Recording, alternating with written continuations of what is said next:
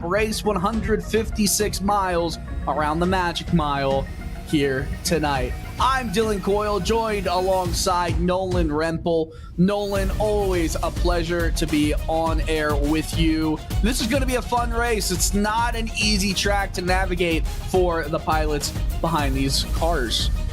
I said this on an NIS broadcast a few days ago, and I'm going to reiterate this at the cost of upsetting quite a few Martinsville fans out here. I like to think of this track as Martinsville, but more. It's twice the length, but it is almost just as flat, little bit of progressive banking in the corners. The speeds, though, considerably higher, but still one of the only ways to get a pass going is by using the chrome horn. I mean, usually you can use that chrome horn or just take it 3 wide. You know, that's not always the biggest worry here, but yes, we are closing in on playoff time here. Look at the schedule right now. All the races through the regular season are on the left and middle columns.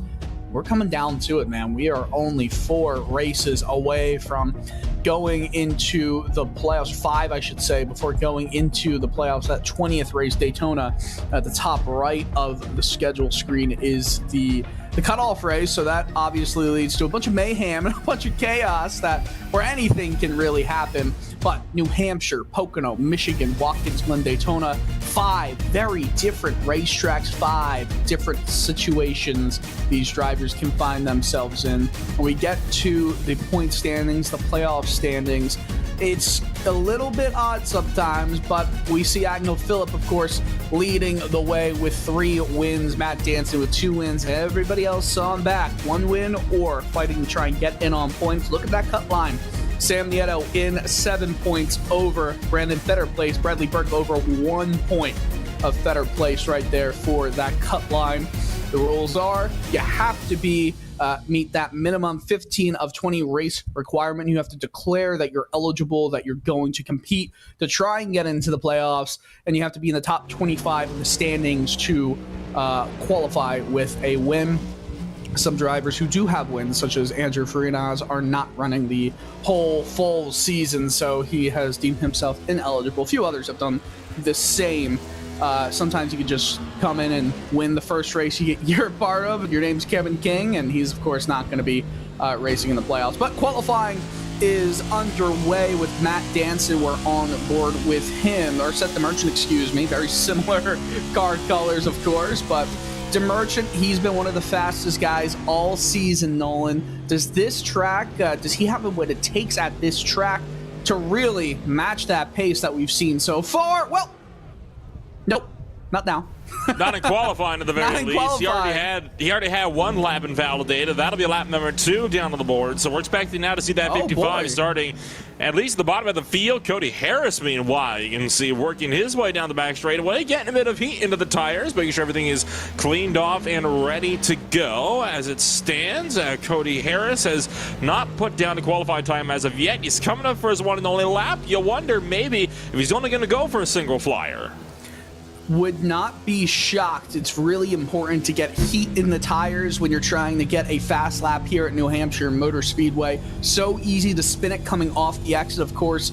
We saw that with Seth DeMerchant. We'll see if Cody Harris is able to keep it stable. And yes, he is. Definitely looks like he's trying to keep it clean, though. Set this installment lap and try and heat up the tires a little bit more as he heads into 3 and 4. Cody Harris working around the low banks of turn numbers 3 and 4. Gonna climb his way up through the gears. Just barely blips it up into the 5th gear before slamming it back down through 4th. And we've seen some drivers already go down to 3rd. It looks like he'll stick it in 4th gear, though. Coming around to turn numbers 1 and 2. Firing down the back straightaway. Halfway around the Magic Mile for the final time in his qualified effort. Not into the 5th gear this time by for turn numbers 3 and 4. He'll keep it in 4th all the way through the last couple of corners before flying back out to the front straightaway. 30.922 to be for his personal time. As he crosses the line, it'll be a 30.923, so it will not be enough to put himself too much further up on the boards. You can see him just kind of put his head down. Not the happiest with that run right there, but we still have a minute and some change left, so we'll go to Landon Mills right now, who ran in the PRL race last night in that first lap, he qualified third. So that's exactly where he is right now. In the first lap, he was taken for a ride up to the wall by, I believe it was Abner Acosta. And he had to restart from the very back of the field, made his way back through the field, was competing for the win, but finished third after an overtime restart. We'll see where he slots himself in. If he stays in position 3, looks like he will do just that. I don't think he has any more laps left in the tank, so he'll just keep on practicing here. We see Steve Tucker, one of those drivers who needs to keep winning to get himself into the playoffs. He's only raced 14 races compared to the total of 15 races you possibly can.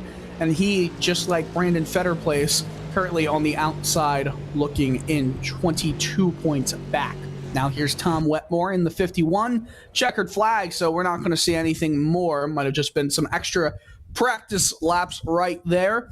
But there we go. Qualifying is over. 7 drivers elected not to qualify. 28 did in a field of 35, Nolan.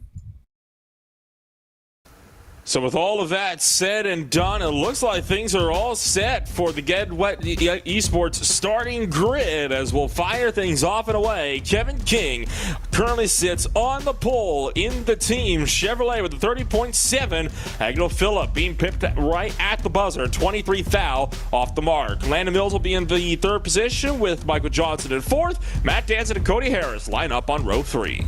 Continuing to go down the order, Michael Loraya right next to Brandon Bowie and Grant Davis and Andrew Farinas. That is so far not terribly familiar. Number 20 back in the field, rounding out the top 10. Sam Nieto needing some good points to get his playoff standing very much in insecurity, really, is starting 11th, while Jaron Weinmaster starting in 12th. We'll continue going down the grid with Tom Wetmore in 13th, Sean Casto alongside Ross Cato. Andrew Phipps is actually alongside Cato, making a meal of this one right now. Brett Pincari in 17th, Thomas George in 18th, Alexander Light 19th, Brandon Fetterplace 20th, Eric Papineau 21st, Bradley Burke 22nd, Ryan Dunkelberger, Richard Woodruff, Chris Treppa, who of course made his debut last weekend in Atlanta, Manatzi Major, Steve Tucker, and Richard Wolsifer, the 28 who did set a time, set the merch and had his invalidated. Andrew Payne, Eric Stanford, Carl Poehler, Steve Durham, Mike Kaczynski, and Brian Dixon round out the 35. That was the Get Wet Sports starting grid. GetWetSports.com is the world's first digital content library that showcases and celebrates creators of all sizes and backgrounds, including iRacing, military gamers, and women in gaming. Getting listed is free. Find out more at GetWetSports.com and start on your content creation journey today. Very quick pace lap here at New Hampshire Motor Speedway. We've got some fast cars. I think this is going to be a very intriguing race. Ryan Dunkelberger, Kevin King that is, will lead the field to green. And we get going. We're underway here at New Hampshire Motor Speedway. And we'll have to see, are these cars able to deal with the magic of the mile?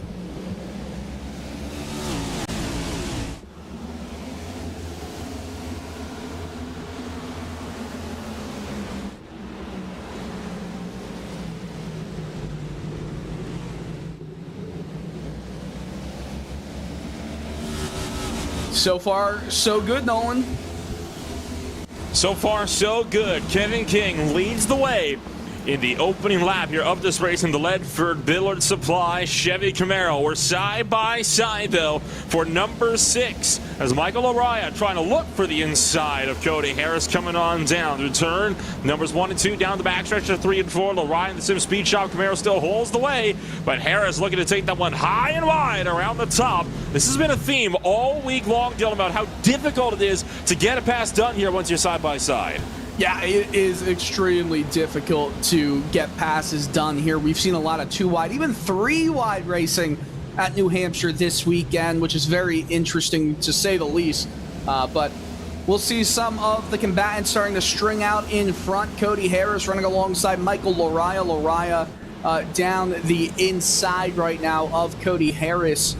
Yeah, it's very hard if you're on the inside, if you don't get that good positioning going in. If you don't almost pull off a slide job It's going to be hard to clear your bumper off the 28 in this situation. Cody Harris has that momentum on exit. Trouble! Oh, look at that! Big save, Grant Davis. Davis having a huge bobble mid-corner at 1 and 2 on lap number 4. Thought for a moment he may have gotten into by Jared Weimeister, but he just lost back in by himself. Swung that one up, but like you mentioned, Dylan, a great save to keep that car from going into the outside wall.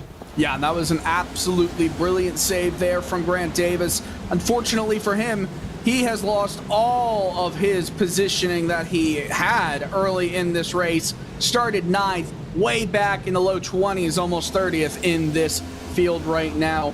3 drivers, by the way, who did register for this race session are not actually racing in it. Actually, I should say now 2, as Mike Kaczynski is now starting off of pit lane 3, 4 laps down. Andrew Payne and Carl Puller have elected not to take place.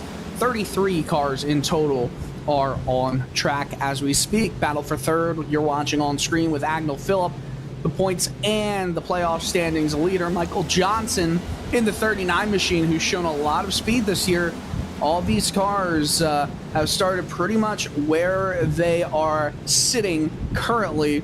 Not too many heavy movers through the field right now. Bradley Burke has moved up 5 positions. Seth the Merchant 8. So watch him to keep moving on through the field. We see almost 3 wide there with the 25.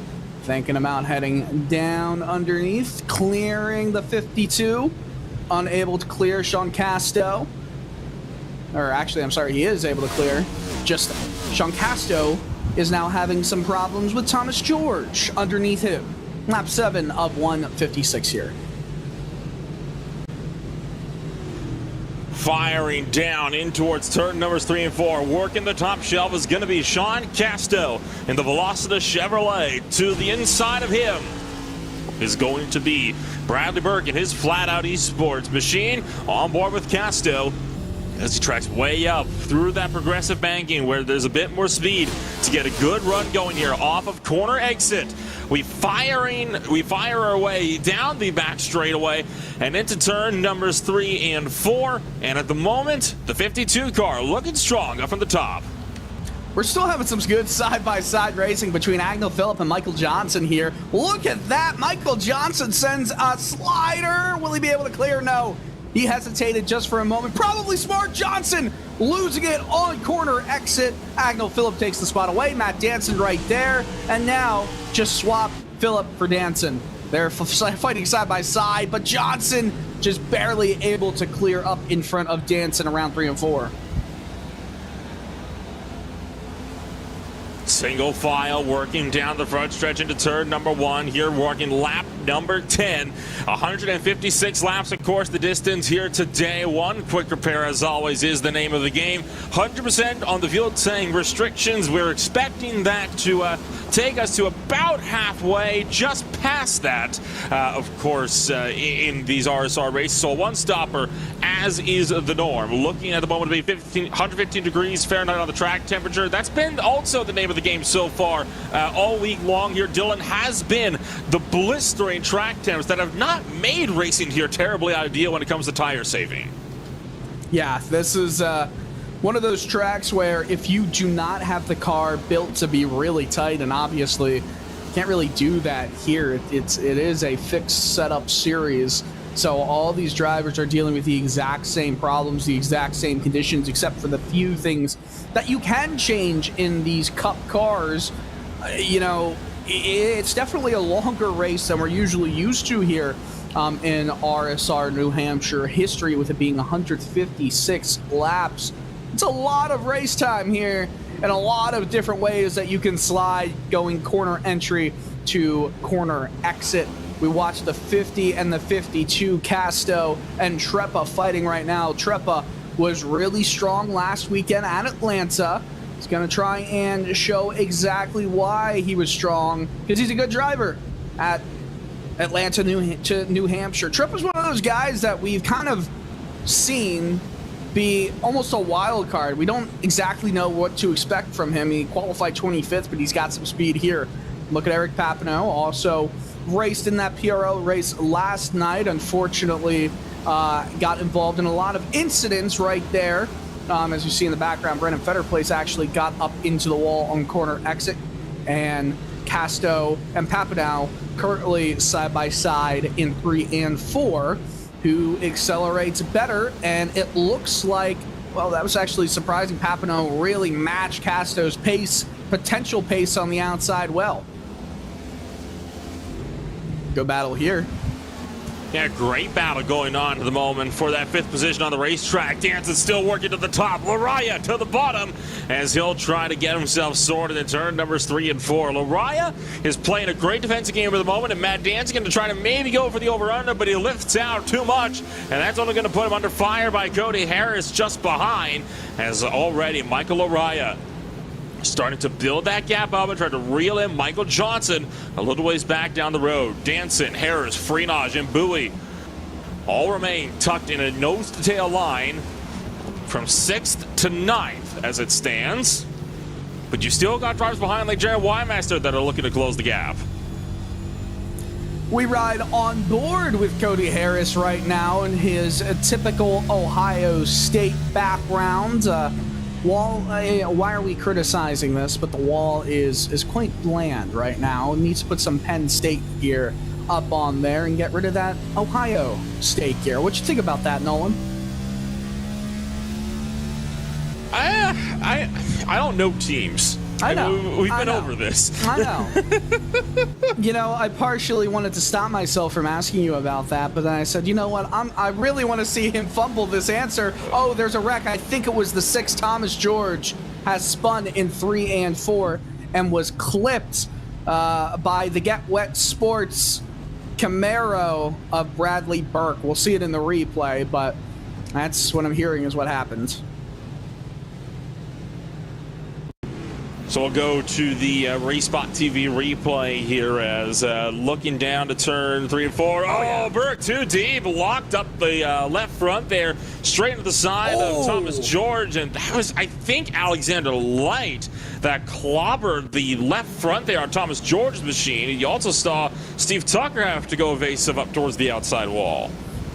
Yeah, that was innocent looking until that happened. That's a hard lick right there. The right front of Alexander Light. We get on board with Bradley Burke trying to slow the machine down, but it just kind of gets caught. He can't turn the wheel enough to get the car moving, and he just goes up and tags the 6th machine. And Burke, I think, immediately came down pit lane, at least from the end of that angle. He might have stayed out.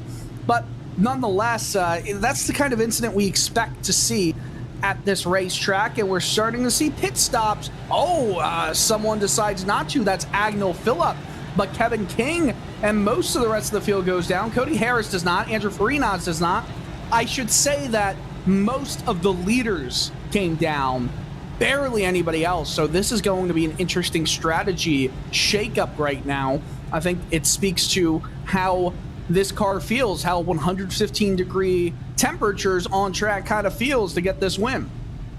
And hello, what's this up the road here? Matt don't Danson. know. Oh, I think Matt Danson may have lane was missed closed. his. Yeah, well, he missed his pit box, right? He couldn't turn in, he couldn't back up, but then he had to wait not for pit road to open, but for the pit exit in particular to open. Because if you don't, well, then you get slapped with the longest line penalty, and that's never a nice feeling. But I think if he wants to commit to that strategy, he's going to have to come down again anyway, so he's going to be at the back regardless. What happened there? He missed his pit stall, is what happened. It just feels crazy, right? To start talking about Matt Danson, of all people, to miss his pit stall. A lot quieter on the radio than he was last week, with maniacal laughter happening all throughout. So would have loved to hear his take there. He came down pit lane in 11th. He's going to be at the very back of the field. That's not going to bode well. I don't think he's coming down pit lane unless he's going to pit the next lap. That's just a destruction of strategy there. I think at this point he's made his mistake and he's going to have to deal with it here. He stays out on the racetrack and he is showing no intentions of wanting to come back down to pit road. It's going to be 1 degree this next time by, so he has lost his chance at trying to come to pit road. So that's unfortunate for Danson. He's going to have a lot of hard work ahead of him now if he wants to try to fight his way back out through this field and get himself into contention for later on in this run. For now, he will sit number 19 on the grid. That's not great, but it is also not horrible considering we're only 20 laps in. Yeah, not at all. Not too bad. Agnell Phillip currently in the lead of this race, taking it away when Kevin King went down pit road. But he gets a chance to kind of add his name, add on to it, at least with a winner in the category here at New Hampshire Motor Speedway. Kevin King, of course, won last year's version. He's always fast. Daniel Eberhardt, miss seeing him in this series. He won in 2021. Andrew Farinas, Dylan Jones, and David Comstock won the second race at New Hampshire in 2017. Was there a first race in New Hampshire that we're not seeing? I'm not sure. But, okay. There might have been. There might have been. I'd assume there was. RSR has been following the NASCAR Cup Series schedule for a long time. They've been active for over a decade now, so I'd assume there's a lot more down there that we haven't seen as of right now. Nonetheless, Agnell Phillip is choosing the outside here as it's a weird-looking formation for the restart. About to go back to the green flag, and we're back underway here at New Hampshire. A really good start from Agnell Phillip, but it was looking to be a little bit weird. Cody Harris really didn't get next to him at all there on his inside. They're all strung out single file through the top three, but Brandon Bowie's going to have a run down at Cody Harris in the inside here at 3. Fanning out way down the back straightaway, 3 wide in several points in this field. Most notably right now, though, we're with the likes of Seth Merchant, Chris Treppa, as well as Andrew Phipps, 3 wide for the 8 spots. Down into turn numbers 1 and 2. DeMerchant taking it all the way down and onto the apron. The 50 Mustang, though, tries to fire up behind San Mieto, while it is the likes of Andrew Phipps to back out from the high shelf. Good, clean racing right there. DeMerchant sending it down deep again. Sam Nieto is going to make it, I think, a little bit more difficult to get around him. DeMerchant has a lot of speed in this race car. You could tell he had a lot of speed as the 25 of Andrew Phipps goes down the inside of Treppa. Cautions out, 1 car incident in the back on the front stretch. Rudder yellow.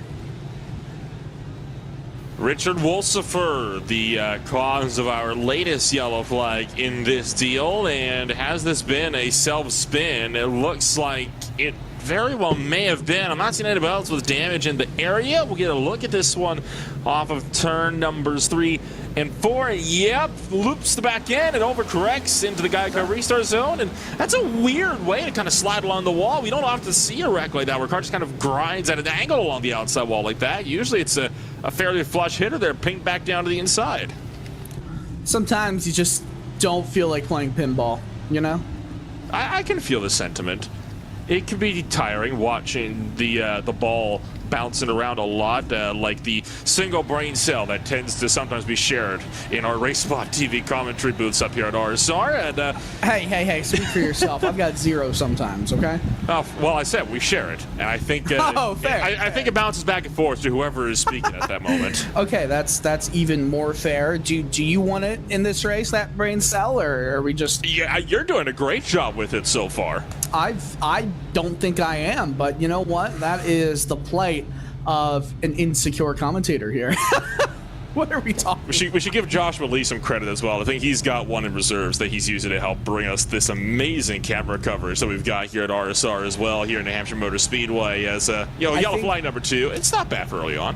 I think Josh would disagree with you there with that sentiment. I wouldn't be shocked if he said, no, I'm still sharing it the same as you guys.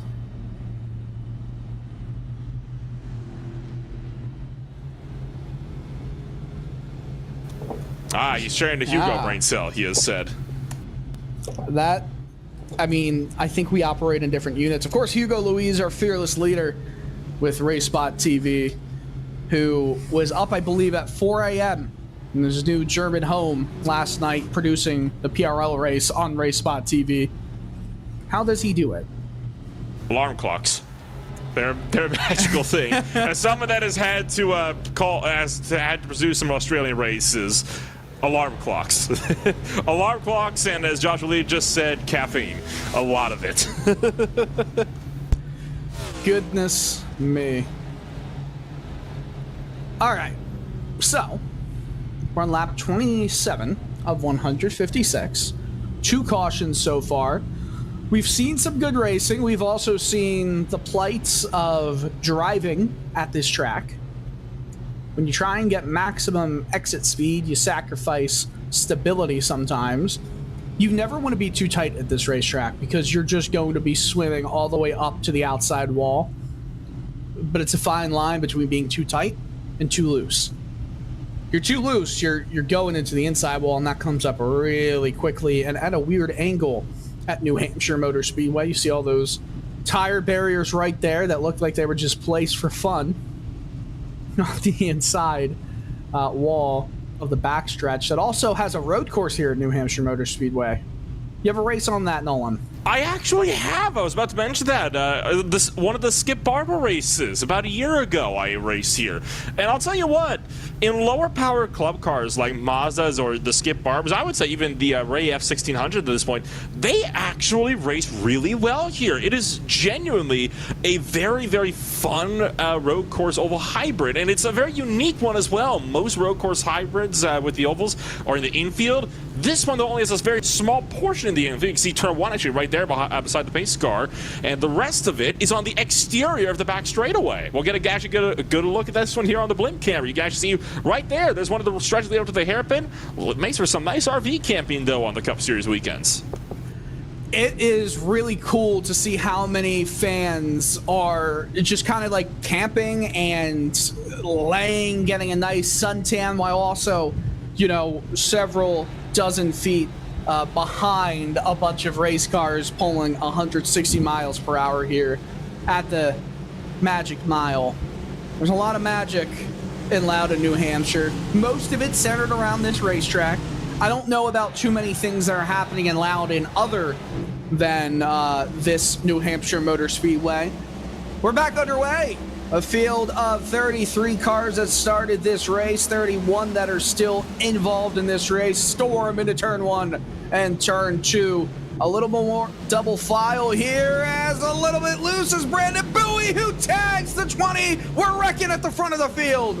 Oh, that's going to be the big one as well. 6, 7, 8, 9 involved. It's a parking lot on the back straightaway. You see Dunkelberg has spun to the inside. Matt Danson collecting in his second incident of the night. Durham's involved. Stanford is there. George involved again. Farinaj, a huge name collected in the back. Brandon Bowie got loose, we'll see in the restart, and he's actually saying over the radio that I think it was either Cody Harris or Tom Wetmore or someone. Well, Bowie is asking, why wasn't I given a little bit more room? Could have used a little bit more room, he said. Goodness, there's just nowhere to go on exit here at New Hampshire. Again, another angle of the replay. So Cody Harris on the outside, Brandon Bowie on the inside. Bowie is just single file right now and just goes up into Harris. I'm not sure what Brandon was talking about, needing a little bit more room right there. There's a lot of room on the bottom. It's not the optimal line, but you gotta take what you're given here. It wasn't like it was run off track there. Nonetheless, chain reaction wreck. We'll get another angle here from Grant Davis, who I feel like Grant has had the most up and down race, and we're only, 30 laps into this one. He's in the back, so he's got a little bit more time to react, but he might have to check up and get run into here. You see all this chaos starting up front, and now it's like, oh, where do I go? Where do I go? Where do I go? Let's go down low. Let's go middle. Yeah, that hole closed up really quickly. Brandon Bowie has taken the official blame for the incident. He'll be sent to the tail end of the field in this one. As Sam Mieto had a lot of damage on his car that he was still getting fixed. The right front all crumpled in. Brent Punkari just came down, got a little bit of damage repaired. He's got now a relatively clean race car. Jaron Weinmaster, meanwhile, has just pulled his car behind the wall. So I believe that will be game over. for a wine master in that deal. He will join Richard Wolsifer, who also found himself taking an early run in that one. And Matt Danson just took his car behind the wall as well. So a lot of drivers falling out early over that one. Matt Danson says it's bedtime. Good night. Sir, it's 9:30 in the morning where you are, I think. Oof. Well, it's 10:30. Well, 10:30 in the morning. It is 9:30 p.m. on the East Coast of the States. Very good. Very He good. may be wishing the East Coasters a good night. You never, or he might have just stayed up all night, which honestly, I've done the same. I feel that sentiment. You know, he could be not in Australia and have to deal with going to bed angry. He just starts his day angry after a race like this. Kidding. Oh, goodness. Well, while other cars go in to get damage repaired, Seth the Merchant is in fourth. And Steve Durham says... I'm sorry.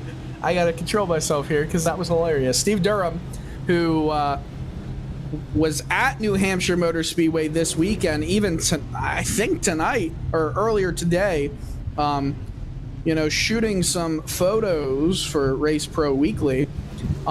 He also finished, I believe, 7th in a media race here.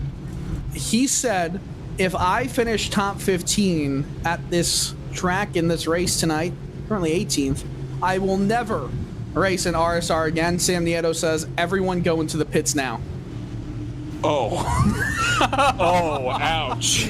Oh. I felt that in my soul. Oh, I love good old banter and RSR. Well, listen, Rex, everything like that, it's all the same to Agnell Phillip, who is still leading the way. Back to green flag racing here, lap 34 of, get this, 156.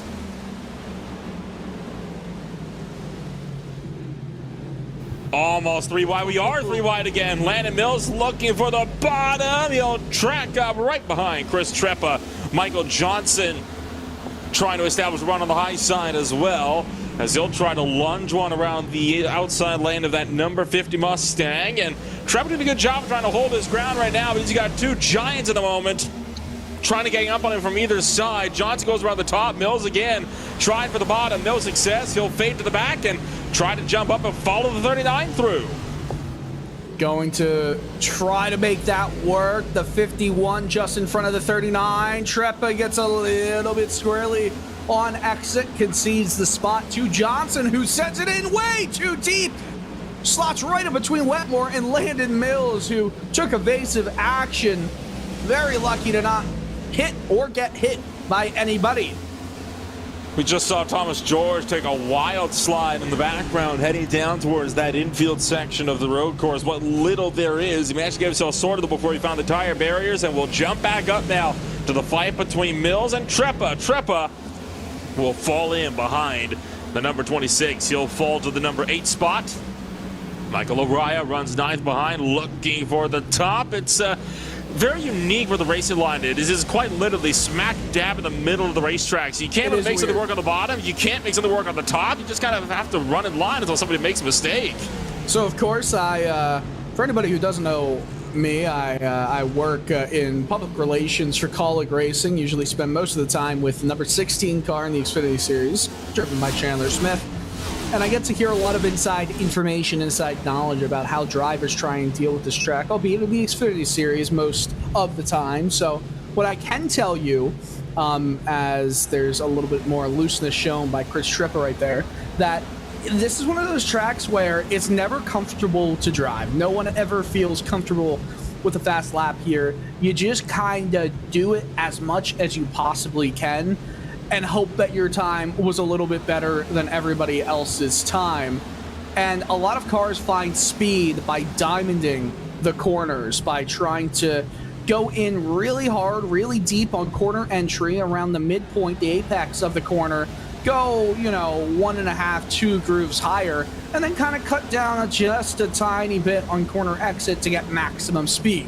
So that's always the plan. That's the goal. You see, you come down a little bit more into that darker patch of asphalt there, and then you try and get a big run down the backstretch. You send it in deep on entry, and then you just let the car kind of slide up a little bit as the 29 did just that. Kevin King into position number 1. Excuse me. Kevin King through to the first position as he will try to hightail it up and away, down and towards turn numbers 1 and 2 here. Gets around Agnell Phillip. Meanwhile, still got Ross Cato trying to track through the field. He just got around Trev and put him down to the 10th spot as Ross Cato will now dive it into 3 and 4. A look of pure determination on the face of the number 12 as he tries to now reel in Grant Davis. And that's, I think, one thing that does work.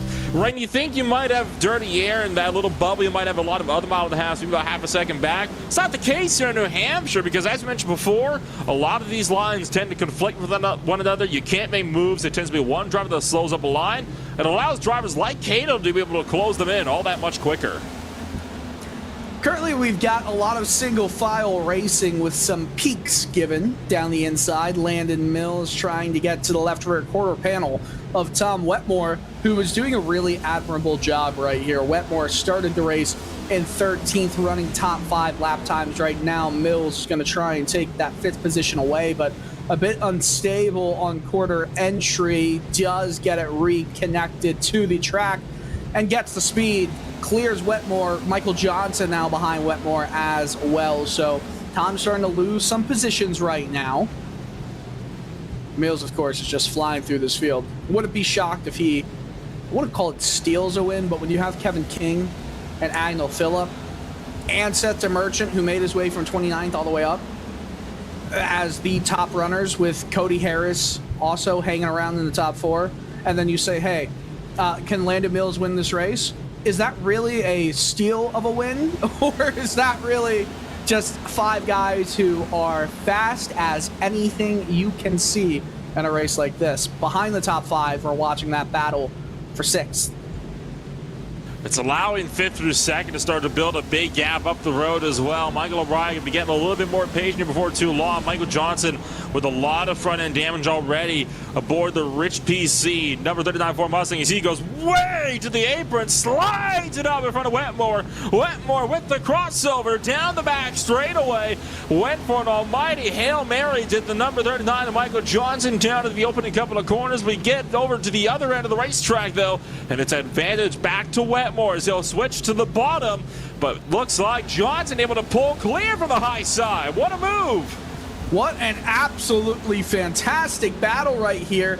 Johnson throws on the brakes quite early and tries to get it dug into the asphalt. Right in front of these drivers is a battle between Landon Mills and Cody Harris. Harris got a little bit loose throughout 1 and 2. A little edge for Landon Mills, who just needs to send it in deep and slide up. Harris clear of him. Mills will keep it moving through the field. I don't believe that's Landon Mills. I know my hatred for Ohio State really well. There we go. I know who to direct it to as well. Cody Harris currently starting to fall back just a little bit. We'll see if he can get that car reconnected with the track itself. A little bit of an update, a Steve Durham update, if you will. He's back to 24th. There still is time for a top 15 for you, buddy. Look at this, almost 3 wide. Bradley Burke sending it in deep. This is a battle. Actually, Burke is not on the lead lap. Not sure who he's necessarily. Yeah, Burke is involved here in this battle for 16th, but he's way back in 26th, 1 lap down.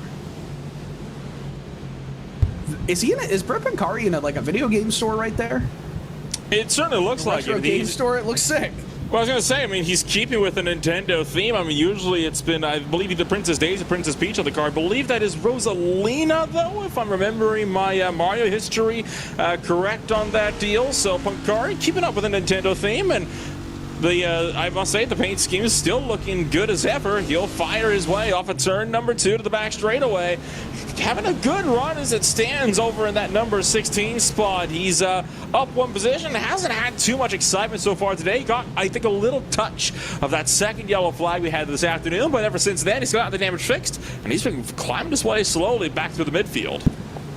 Brett Bunkari's background is very interesting to me, because I saw a picture of somebody lifting, I think, the Stanley Cup.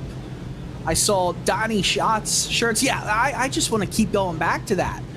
Is that a, what is that pennant on the top right? Is that a Jaws poster on the left? I love this. And of course, I believe that's an HP Reverb G2 that he's currently going on. He's got a Blue Jays pennant up there. Now, is that just a Hockey Canada picture, not the Stanley Cup on the right side, with the Firecracker 400 shirt? He is ready to go For any occasion. He is ready to go. I love it. Gotta be ready. Look, he's even got Peugeot on the steering wheel there. Oh, caution's out. Sorry, Brett, we gotta leave you. There's a big pile up. Steve Tucker involved, boy. Andrew Farinas, Steve Durham, oh no, and Ryan Dunkelberger. So Dunkelberger, Tucker, you mentioned Freenage involved for the second time tonight, and I believe Parker Durham was just those 4. We'll get a look at this one here. Steve Tucker, has he made contact with the 23? No, he's looped that by himself. Dunkelberger collected as well, and then Durham and Freenage just with nowhere to go. They locked it down, just trying to keep that one sorted. Then, honestly, with how fiercely they had locked the tires down, if they didn't hit them, they were hitting that wall regardless. Yeah, there was nowhere to go. It's really hard to get as low as you possibly can down on the inside. That's why it's like, it looks like you have so much room on the bottom, but you're, with how wide and how shallow, I don't know if shallow is the right word, but like the angle that these cars go into the corners here and try to come out, it's a very large turn. So it's hard to turn any more than you're already possibly turning in. As we see some pit stops about to take place. I believe everybody on the lead lap has come down here. Currently watching Kevin King in that beautiful silver machine at the front, the first pit box. Really enjoyed that, by the way, this weekend for the 16 car, as the race off pit road goes to Kevin King with, it looks like, Seth DeMerchant getting in the second, with Agnell Phillip coming out third. I believe that's how they're going to line up on the restart here in just a little bit. We're on lap 52 of 156, so we're still having over 100 laps to go here.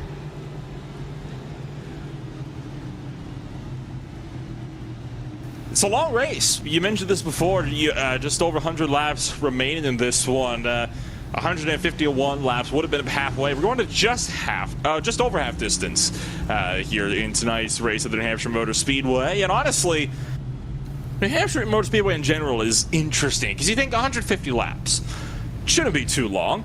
I mean, our race at Dover is 200 laps, and that one goes by pretty quickly. Our races at the mile and a half, so about 134 on normal circumstances. Sometimes 167. Those tend to go by, fairly quickly, about an hour and a half.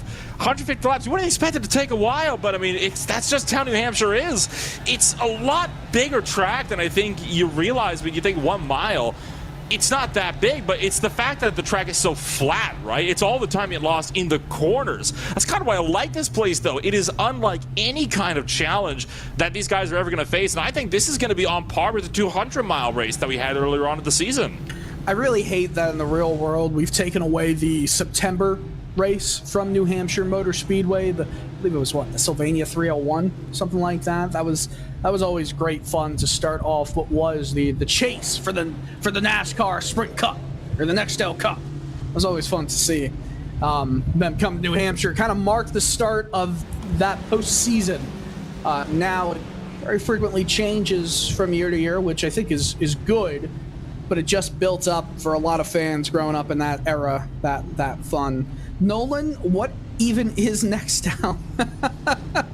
Like, you could just say it. That's fair. That was a very, very, I think, short-term cellular company, and I think it was bought by Sprint.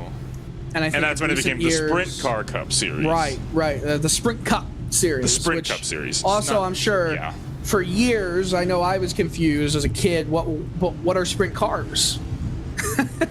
This is the Sprint Cup, but what are sprint cars? Very different. Very different. We're about to go back to green flag racing here. Kevin King on the inside in row number 1. Seth DeMerchant up 27 spots. Restarting from P2. Green flag back out into the air. Bad jump from DeMerchant. Better jump from Magnell Phillip, who dives it down the inside. All these cars, Shrubber in their vehicles. They still have to make one more stop if we go green the rest of the way. So far, so good for 1 and 2.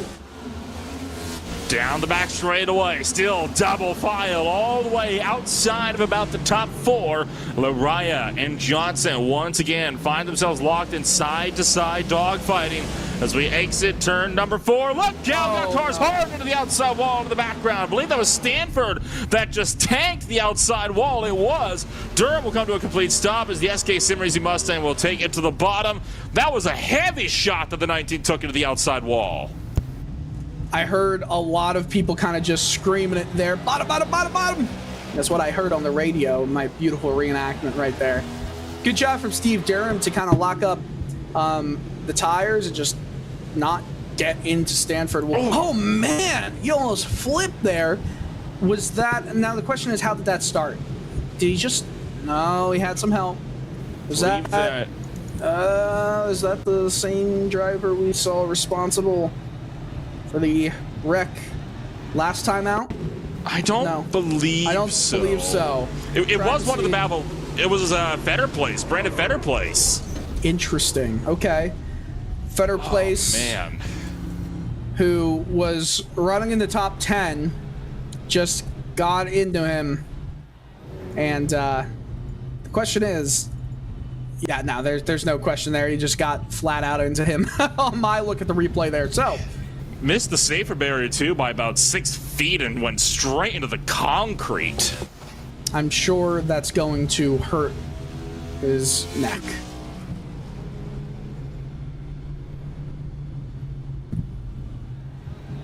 No response to my snarkiness? The joke was lost on me.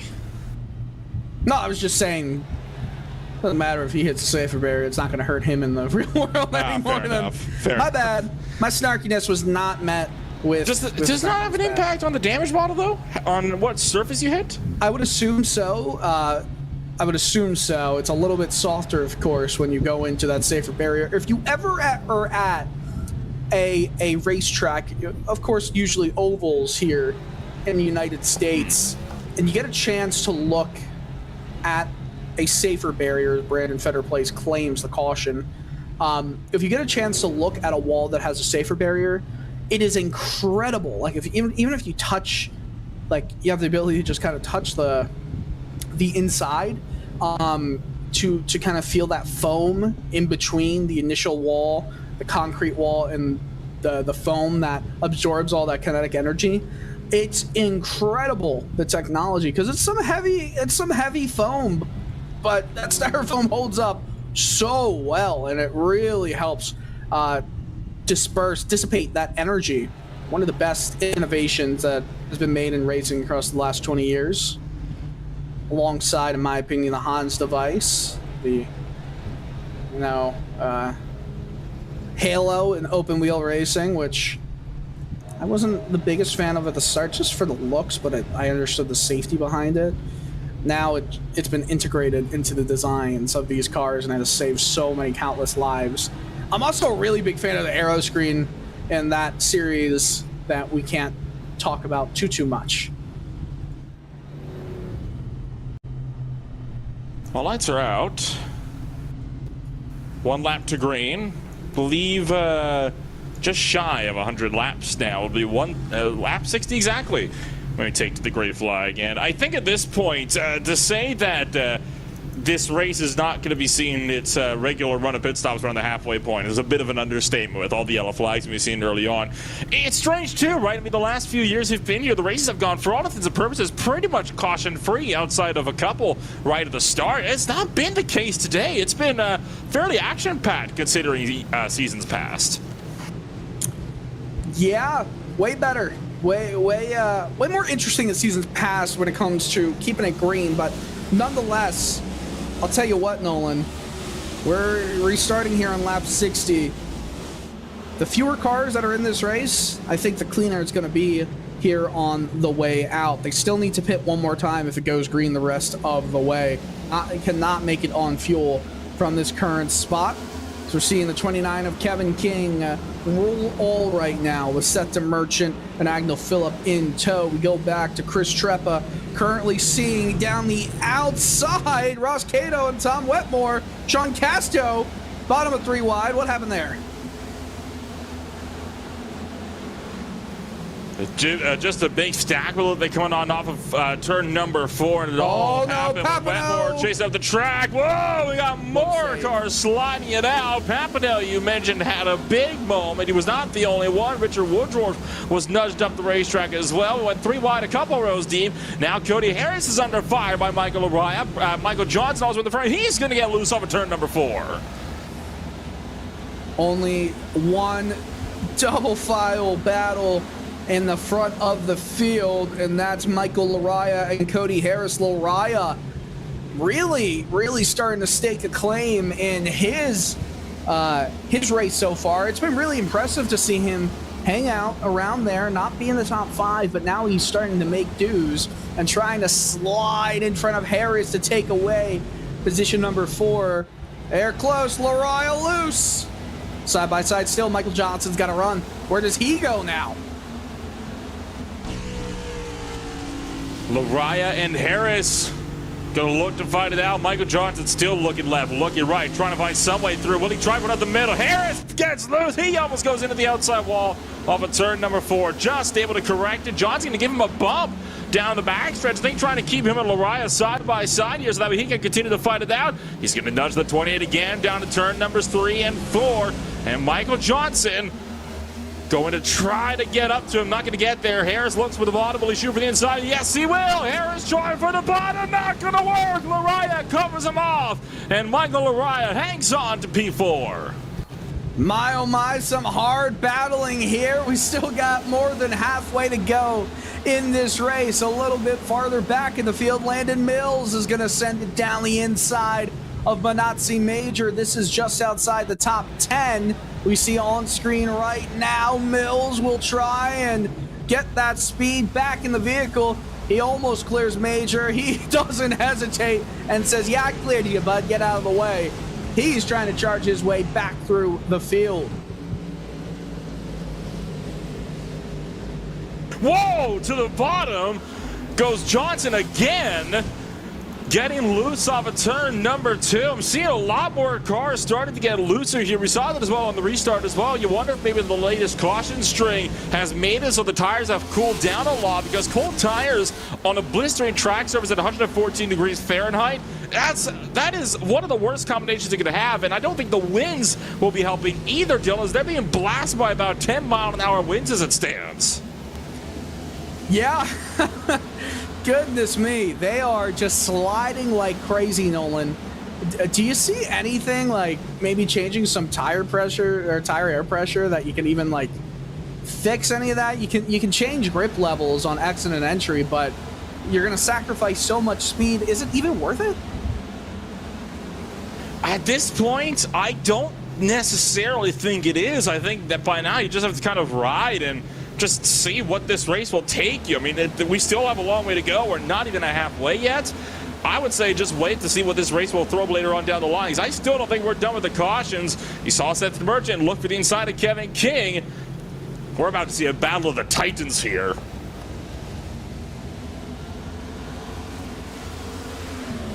I gotta say, I'm pleasantly surprised that no one has been able to get a good lead and just grow that lead to insurmountable deficits and that's been very nice to see.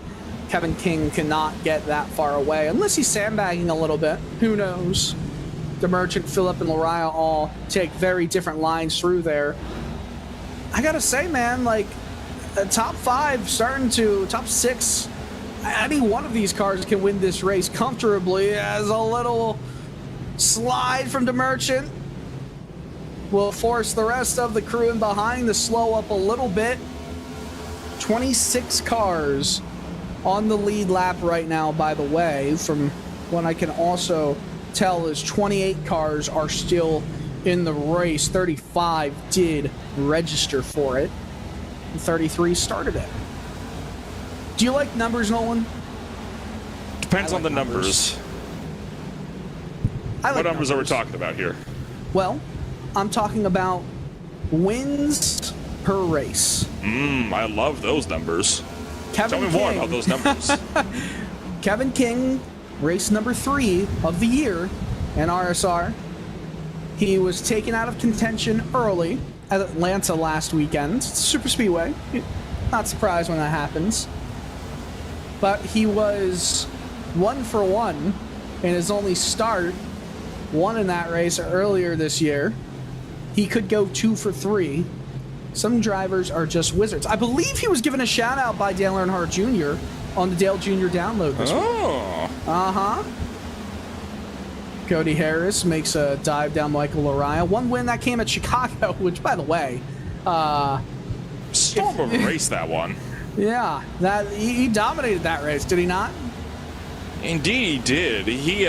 He was in command and control of that race right from the get-go, and I think it helps that a lot of his competition was taken out in the early stages, really in about the first lap or 2 of things. And now, looking to see if he can't go for yet another race win here at the New Hampshire Motor Speedway. Cody Harris, you mentioned him before, still trying to fight it out with Michael Lariah, Michael Johnson as well in the mix here still. These 3 have not been able to get away from one another at all, and it's really the norm, right? It's one of those cases where, why is it when there's a battle, it is always you 3, and it is Michael Johnson, Lariah, and Harris. Quoting. Whoa, look at Michael Johnson. Slide job.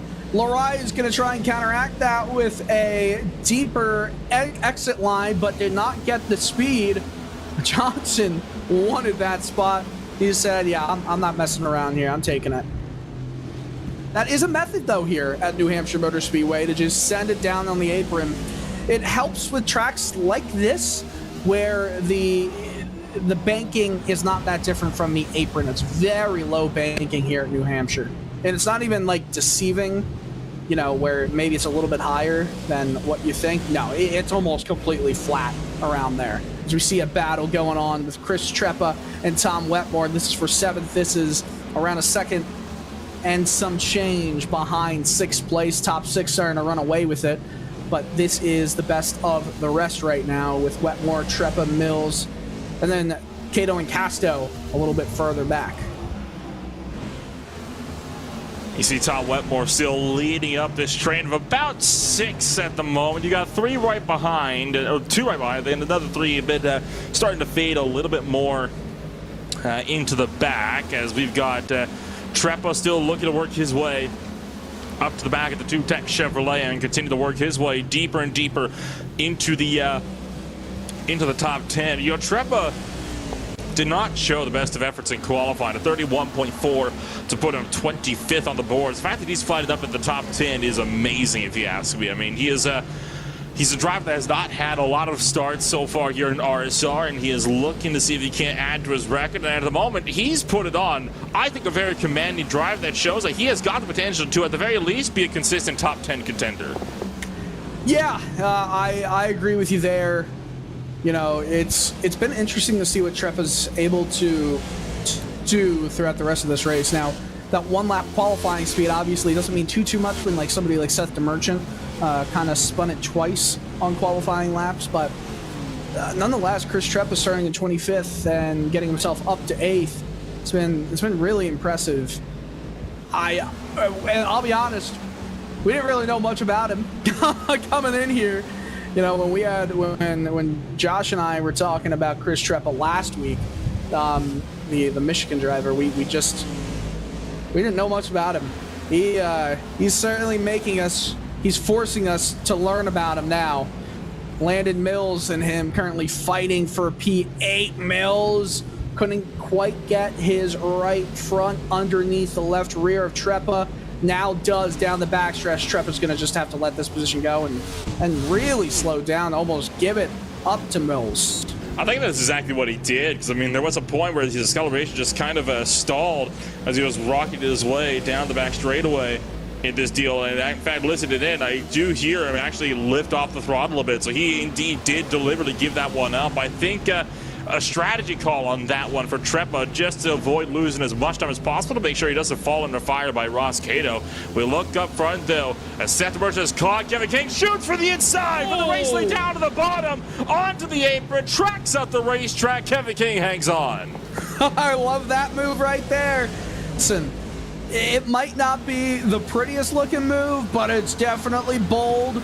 He was a little bit farther back than I think he would have wanted to be when he did make that move, but good try on him there. Good try on him. He's gonna sacrifice though some tire life to make moves like that. If he constantly makes those moves, he's gonna have to get it reset and get moving again to try and, you know, counteract that. It did allow the rest of the top six to close in ever so slightly on this battle up front. Side by side down the front straightaway for Landon Mills and Tom Wetmore. We are past halfway now in this race as the Battle Beaver Chevrolet works his way past Wetmore. Here comes Trepa as well, trying to make that run for the 8th spot. It looks like all of his fighting here may very well pay off. The fact that he laid off a little bit to allow Landon Mills to get away and allow them to close before to Tom Wetmore. Now looking to get that spot back, but Wetmore still too good up on the high side. I think at this point, outside line's where you want to be if you want to fend off the pass. Just a little bit. You are able to get a better run down the straightaways, but if you're trying to make a bold pass, you're always going to look down the inside here, just because everyone wants the preferred lane being the outside, but you really can send it in deep like we saw from the Merchant, and we might see it again here soon to try and make a pass work.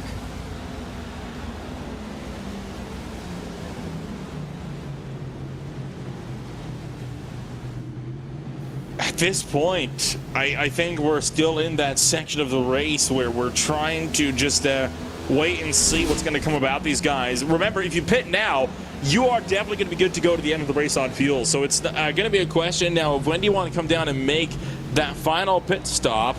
Kevin King, Seth the Merchant, still looking to dogfight nose to tail, but don't think the Merchant's too eager to try to make another lunge after that first attempt failed. And you have to wonder, had he not gone all the way onto the apron, would that have been a successful pass? He tried to move Kevin King, it looked like, there in turn 2 that time by, but just couldn't get to the back bumper. Tried to get it done there. He's really in tight here through 3 and 4. Almost gives a shove, maybe a second shove. Kevin King knows he's there. The Merchant is doing everything he can to make a move, and the rest of this top 6 are gonna try and pounce if something happens where the Merchant gets a little bit too over aggressive here. We are halfway through this race. We reached that point on lap 78, 79. So, hey, it's all to play for. These cars, these drivers still gonna have to pit one more time, and I think they know that, which is also why they're not too worried about burning off the rubber here.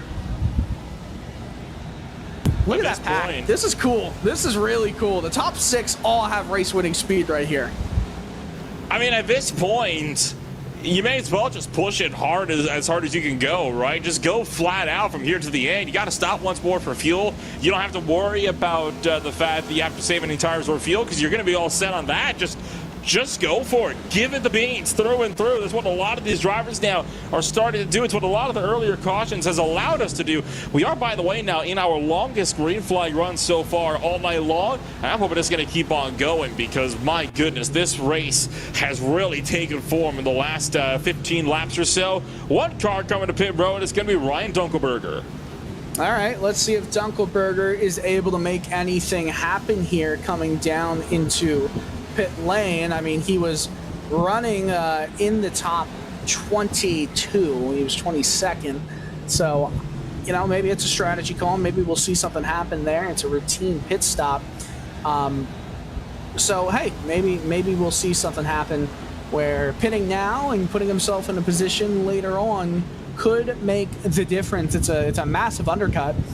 He can make it on fuel for the rest of this race. I mean, it's what, around 75, 80, 85 laps, somewhere with that. I don't know exactly what the fuel numbers are showing for these cars. As my goodness, the merchant saying, "I am here, Kevin King, and I am wanting to take your throne away." So everyone can pit now and make it to the end of the race. No question. Not a single doubt in the minds about that one. Ryan Dunkelberger, by the way, has pulled it behind the wall, so he will join the Lynx drivers that have retired from this race. Dunkelberger, of course, had been collected at a couple of incidents earlier on today, and I think at this point he had just realized there's not much point in me running in this as it stands. I'm going to call it quits from here and just take the rest of the night off, as we'll keep this race going. 67 coming to it, laps to go this time by. Kevin King in the Ledford Billard Supply. Almost said Surprise. Supply.com, number 29. Chevy Camaro continues to lead the way. Could we see a Kevin King return to RSR? I would hope so. I mean, he has been a driver that has long since kind of teased with the fact that he could have quite the career here. He's already got one championship, of course, under his belt, dethroning the likes of Andrew Free. No, sorry, it was Angel Phillip that dethroned Andrew Freenach. But Kevin King, a lot of wins under his belt, and I can't help but imagine how many championships you have under his belt if you would race here full time. Kevin King, the right now 43-year-old eNASCAR driver, races in that eNASCAR Coca-Cola iRacing series in the JRM 8 machine. So always love to see him come into RSR and say, hey, listen, I'm going to take my talents to South Beach. Now that was LeBron James, but also take his talents to Loudon, New Hampshire, and see what is he able to do. Love commentating his races, and this time he's not pulling away completely. Neither is Tom Moore over Chris Treppa right here heading into one. This pack of four cars are all fighting for the best of the rest, just outside the top six. This is for 7th place, or 8th place, I should say. Landon Mills has kind of broken away from this battle, and Mills is actually catching the top 6 right now. So Wetmore on the outside, Treppa on the inside. Treppa's going to try and slide up. Wetmore's going to say, I'm going to do a switch over. Is it going to work? Oh, he got into the back of Treppa, it appeared. Just a little nudge, a little up tap. I mentioned before, you got to use the chrome horn. Sometimes you want to make a move here at the race, or potentially even a fender or two. Tom Wetmore trying to get up to the back of Treppa. Not going to be able to do so, though, as he'll, I think, start to slip further back. Treppa clears down the back straight, but Wetmore can't get in, as Ross Cato will fire around the outside. Some good battling. New Hampshire. I don't know what people were talking about this race in the Cup Series earlier today on a Monday being boring. Yes, Martin Truex Jr. dominated it, but you saw racing like this all throughout the day in New Hampshire with these cars, with these next-gen cars, and even with the Xfinity cars. It tends to lend itself to some fun action, some good battling, and some fairly equal times as we see Cato fighting with Wetmore, with right in Joe, Brett Pancari, who decided to make a run from his local old school blockbuster to try and get the fastest times here at New Hampshire.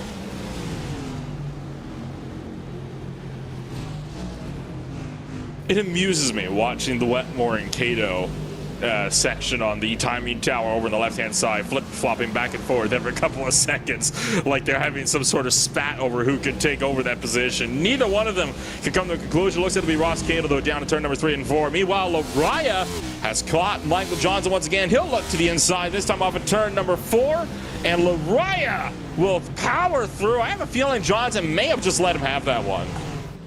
Yeah, sometimes you just gotta say, hey, listen, I get the timings here, and I get my tires are starting to die off a little bit. I'll let you go. I live to fight another day, right? Live to fight another day indeed. That's a message that I don't think a few drivers took to heart earlier on in this race with some of those massive pileups that we had in the early going. But they have taken it to heart ever since about lap 50 or so, because we have been green flag racing since then, almost 2/3 in, and already starting to reel our way down towards the closing stages. And still, with a lot of these drivers, still have yet to take that ever critical last pit stop of the afternoon. Yeah, and you do have to wonder where a driver like, well, I was going to say Ryan Dunkelberger, who did pit earlier, it seemed like it was a scheduled stop. He's actually out of the race. He 10 laps down and completely out, so wanted to see if that strategy would play out sometimes. Look at Brett Pancari right now, sending a deep dive down the inside of Wetmore, who loses it. Whoa! Oh, look at that correction. Great save. Loses the position, but I'm sure will not complain about that one. That was cat-like reflexes to keep that car underneath him as he had to work with that machine to make that thing stick. Really good job right there. Hey, I think you give up the position to not crash. I would. I'd crash. Yeah, I probably would too. Yeah, I know. I was waiting for that. I was going to say something, but we've been racing together in the online lobbies as of late, so I don't have a leg to stand on here. Okay, so interesting thing we just saw on screen. Kevin King, for the first time, I think, in this long run, is taking a lower lane, trying to defend on the Merchant. I wonder if that's going to hurt his speed here, if the Merchant's going to start to gain some time on him. Not much more time you can gain past him, but we'll just have to see. You see that entry point? It's really deep. He's starting to dime in the corner. Yeah, I've been noticing that as well. He's been trying to change up that line, and I think trying to kind of build this gap out just a little bit more. Kevin King is going to continue to make that work. Got a bit scared there for a moment as he flashes out coming down the front straightaway, but I think he's again trying to just readjust that line and trying to make something happen. Throw Seth the Merchant off of the game behind him, as well as, of course, the Merchant, and looking to try to follow that line, remember, and get himself closed up by just tracking up to the race leader. And at the moment, Kevin King's doing a phenomenal job on managing the gap. Yeah, he is doing a phenomenal job, and you almost have to wonder if he's just trying to manage that gap. And I wonder if the Merchant's also bought into that idea as well. But we're starting to see some battles continue to rage on. Not starting to see, of course. We've seen so many battles rage on the entire way. Thomas George and Sean Casto. George in that Sirius XM machine, the Velocita machine of Sean Casto. Always love seeing that scheme, because it really works as an advertisement where you can get that premium motorsports apparel for 10% off, and it has a coupon code on the car itself. That's a really cool idea right there. I would prefer to have a coupon code for SiriusXM as well, so I can listen in when my driver is actually on SiriusXM. You know how it goes.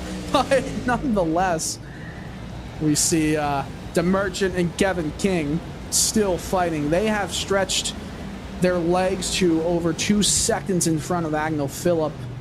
Cody Harris is a second behind Phillip, so, and then another second is Michael Araya, another second Michael Johnson, another second is Landon Mills, who's working through some traffic right now. So third through sixth, definitely a little bit better. DeMerchant might have a run here. King slid up a little bit. DeMerchant got a good center roll there, but lost it a bit on exit. Kevin King really trying to defend right now. How much of this, Nolan, is DeMerchant just trying to play with his food? That's kind of always the ever-growing question, right? How long is it going to be before he ends up actually making this lunge and going for that pounce on Kevin King? I don't think he's going to do it just yet. I think he might wait another 10 laps or so, see where the pace is at. Or it might be trying to wear him down towards the pit stop window. But at this point, honestly, if I'm Seth the Merchant, do you start thinking about an undercut potentially on the strategy to get around Kevin King. It keeps you there from having to risk your car fighting with him side by side on the racetrack. It is risky, though, because if a caution comes out, that effectively annihilates your strategy. You know, you can't focus on the potential for caution, though, when taking strategy into account. I feel like you do that, you just have to play with the cards you're dealt when a caution comes out and hope you're in the right position. But first and foremost, that caution is not guaranteed. What is guaranteed is you will have to run 90 or 50 laps to the finish from this point out, and if they're all under green and you're not prepared for that, well, you're done and dusted. No one's prepping for caution laps. They might think, they might have a plan in the back of their mind, but plan A is always to have it stay green. Bradley Burke goes down and he misses his pit box, so that's not good for him. He was on the lead lap at the very end of the lead lap there, fighting with the 25 Andrew Phipps. We see this battle between King and DeMerchant with, I mean, I'll tell you what, man, there's nobody in front of them. This is just a straight up dog fight between two of the faster drivers in this field. King starting to stretch out a tenth or two in the last couple laps over DeMerchant. I mean, they do know, of course, they have to come down. There's no question. How long are they going to wait, though, is the question. Bradley Burke just made his way out of pit road after coming down for his scheduled pit stop down on lap 106. He pitted from the number 17 spot, fell back, I think, to just shy of about 30th position here. As he'll work his way onto the racetrack, we'll try to fight our way back through. You see Bradley Burke now headed up the straight. He pitted out right in front of Andrew Freenage, who at the moment is trying to keep the likes of Richard Woodruff at bay. This is along with Fetter Place, Tucker also in the same group. And you just saw as well there, Woodruff is not too far away from trying to use that bumper against Freenage as well. I think the rest, the lead pack, I think they can go another 20 or so laps at most here. Because they did pit on lap 52 at the start of one of the cautions, and the next 8 of 10 laps were under yellow. So I wonder if they can stretch it to 80, 85 laps of green flag racing, which would be around lap 130. And I wonder if they are waiting until that very last moment, because if you pit before then and nobody else really does, you're caught a lap down and not much you can do there. And there's still 22 drivers on the lead lap. A lot of drivers on the lead lap as of right now, and it does make it very, very fun for a lot of the guys up here to be able to continue the fight on the lead lap. It makes it fun for us as well, because it means that every one of these fights has got the potential to be right back up into the mix if we get a late race yellow flag, as you've just seen the 25 starting to get a bit closer to Minazzi Major. Andrew Phipps trying to see if he can't punch his ticket into the top 15. Minazzi Major qualified 26th. He is up 10 positions from where he started tonight and is trying to see if he can't go up a few more with Sean Casto, Thomas George, and Tom Wetmore just up the road. This is some good battling right here, but of course Bradley Burke has that fresh 4 tires on the machine. One of the cars that is a lap down, but he's a lap down because he came into the pits. Only 4 cars currently 1 lap down. The rest are out of this race, which is pretty interesting. Usually we see a lot more cars a lap down, especially on a mile track with a lot of green flag time, green flag running. Could Bradley Burke's strategy get him a good amount of spots? This might be a good question. As Wetmore gets a little bit loose in front of Burke, Burke's going to easily take Wetmore into 3 and 4 with the fresh 4 Goodyear tires. And the Get Wet Sports 95 Camaro. And now he'll set his sights on Steve Durham, the next car in his windshield. Sam Nieto, the first car lap down, is currently exiting turn 2, to give you a bit of an idea. So, well, let's see strategy. The only person who has come down to the pits now, well, Brian Dixon is now coming into the pits. He's was the first car lap down, as Kevin King had just gotten around him. He's coming down the pit. So, all this rambling to tell you, pit stops are coming.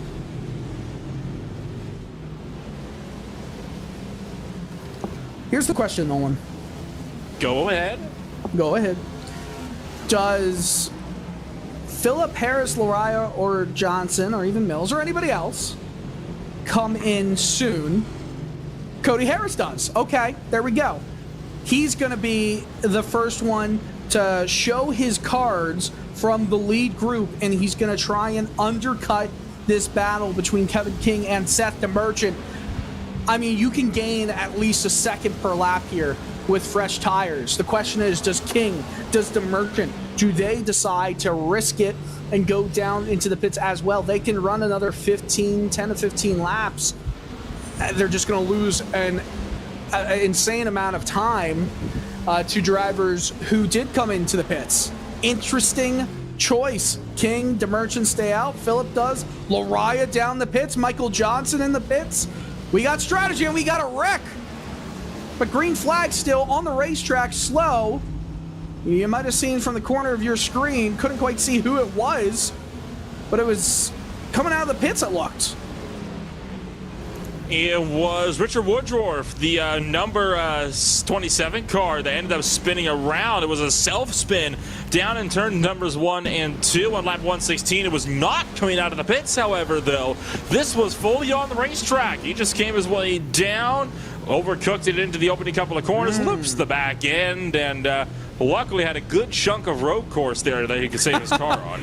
Yeah, he's like, oh, there's no wall right here. There's a wall right in front of me. Good, I'll go around it. Very, very nice, very nice. But, hey, so, man, I'll tell you what.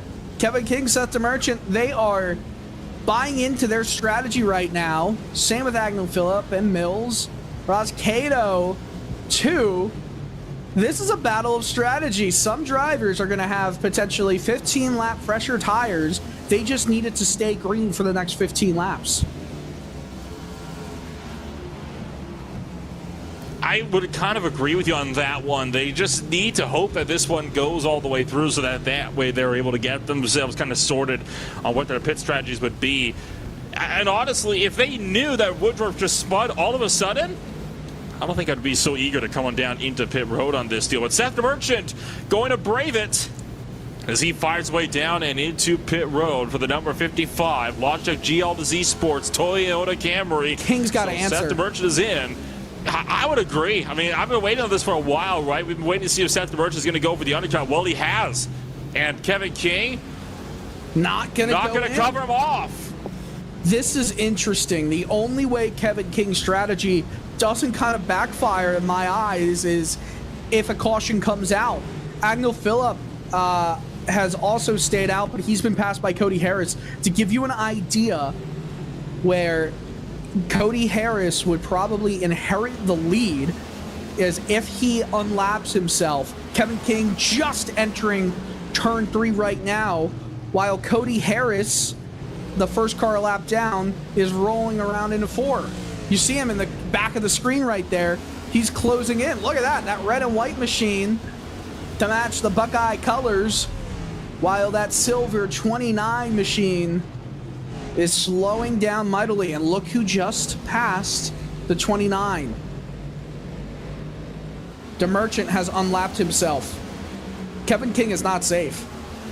He is very much not. If King pits now, he's just lost so much track position. He's got to come in now. He's not. Kevin King is throwing this one here. He might be trying to go for an overcut strategy and try to run Seth the Merchant down on fresh rubber throughout the rest of this race, which is a fair strategy, but at this point in time, this late in the race, it's not worth it. I'm really lost, but listen, maybe the Coca-Cola eNASCAR iRacing Series driver has some tricks up his sleeve. Cody Harris is just behind Kevin King now. Harris is going to be charging to get past King because look, there's 3 wide action happening right in front. Harris can see getting back in the lead lap is right in front of him. DeMerchant just sent it down underneath Farinas, Tucker, and the 34 of Fetter Place. If Harris gets by Kevin King, he's pretty much inherited second place in this race. He's going to do that right now. Clean under green. Michael Lariah not too far behind either. I don't understand. I don't understand from Kevin. He's committing to the overcut. That's what he's doing right now. And at this point, he's got to. He doesn't have a choice but to try to commit to the overcut, get himself as big an advantage as he can on that fresh rubber late. I don't know, man. This is weird. Kevin King is still staying out. Does he feel like? I mean, he pitted on lap 52. That was the last time he was in the pits. Oh, Cody Harris! Oh, there it is!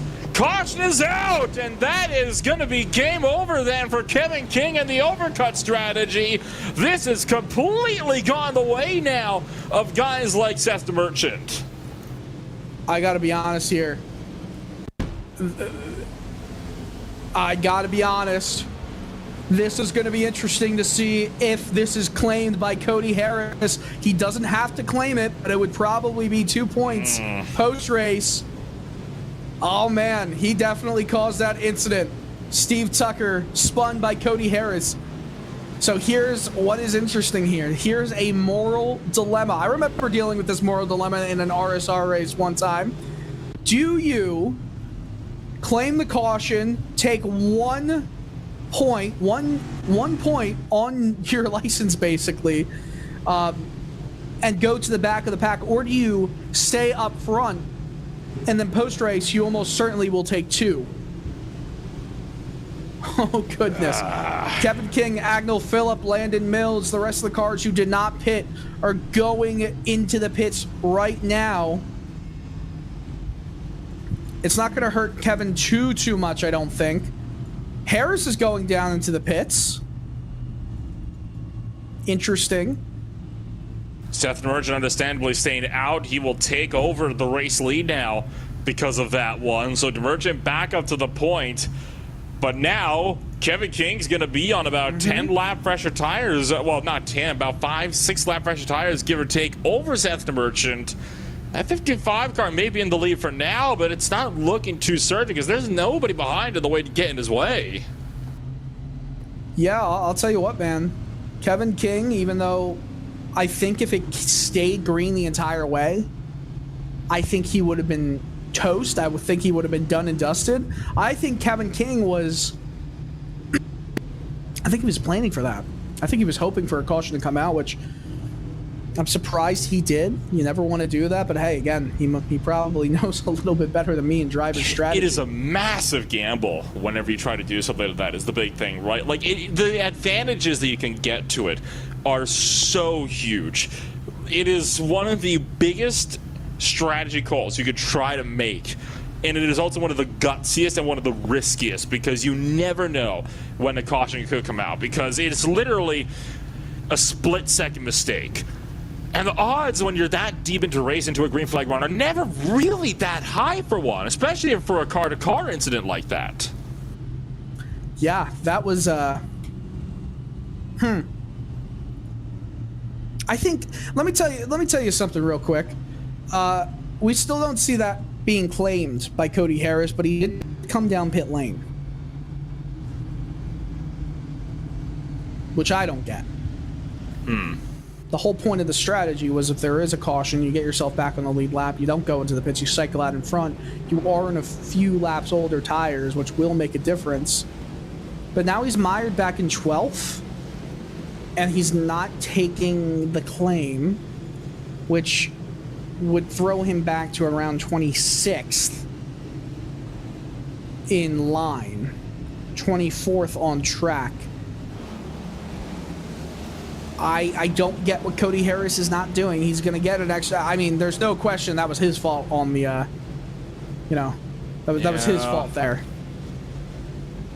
So, not sure. Cody Harris not going to claim it. No one's going to claim it. He's going to restart in 11th. Seth the Merchant, who pitted on green flag, is going to cycle out to first. Kevin King, who I think dodged a bullet with that caution coming out, is going to be in second on the outside. Agnell Phillip in third, Landon Mills in fourth, Ross Cato, the Bagel Man, in fifth. Who's going to win this race? 27 to go at the line. Green flag back out into the air, and the Merchant gets a good jump. Kevin King, so far, no one down the inside. Phillip maybe throwing it in there. No, King's going to use all that speed advantage. Oh, man, look at that speed. I think Seth the Merchant is a sitting duck right now. Kevin King's got to run down the back straightaway. Won't be enough, though, to commit to a move. This time buying the turn numbers 3 and 4. He'll try to swing to the outside. DeMerchant goes up to cover. King switches back, looking for the bottom. And Seth the Merchant still hangs on to the race lead off of turn number 4. But like you mentioned, it is a ticking clock. Yeah, DeMerchant trying all he can. King is right on his rear bumper. DeMerchant's even slowing King up. It is a matter of time here.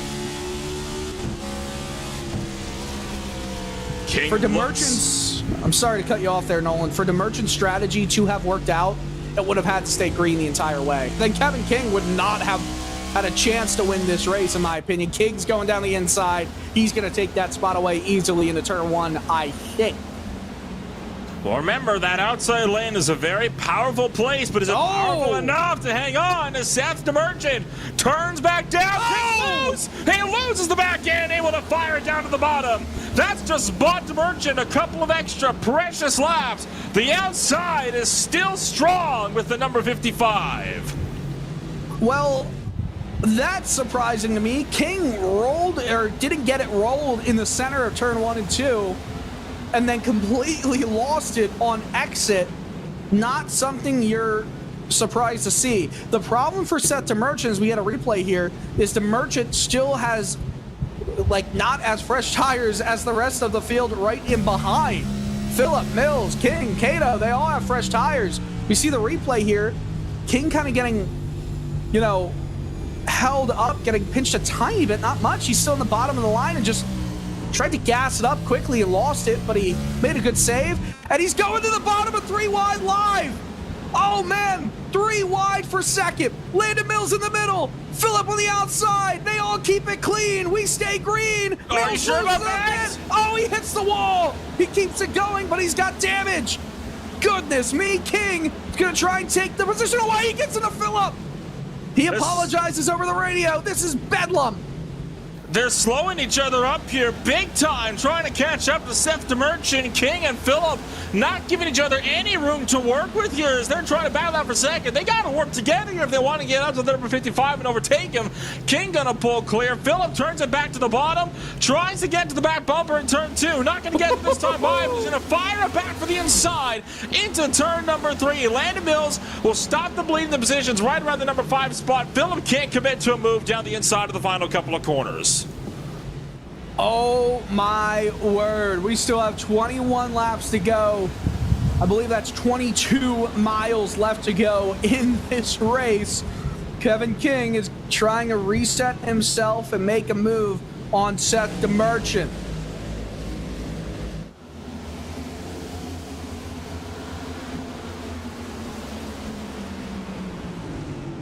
Oh boy.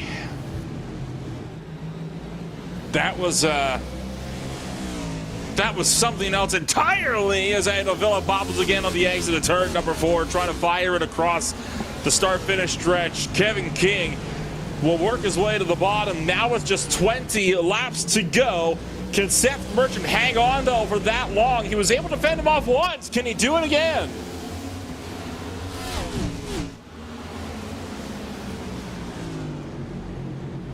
There's just something beautiful about this battle right now. Between these two cars, Agnell Phillip in behind, tags the wall. How about Ross Cato? 4th place. Imagine he comes and steals a win.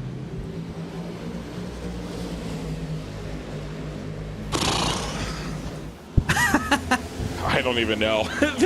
This race is turned up on its head, right? I mean, it is a phenomenal race of what we're getting here at the New Hampshire Motor Speedway.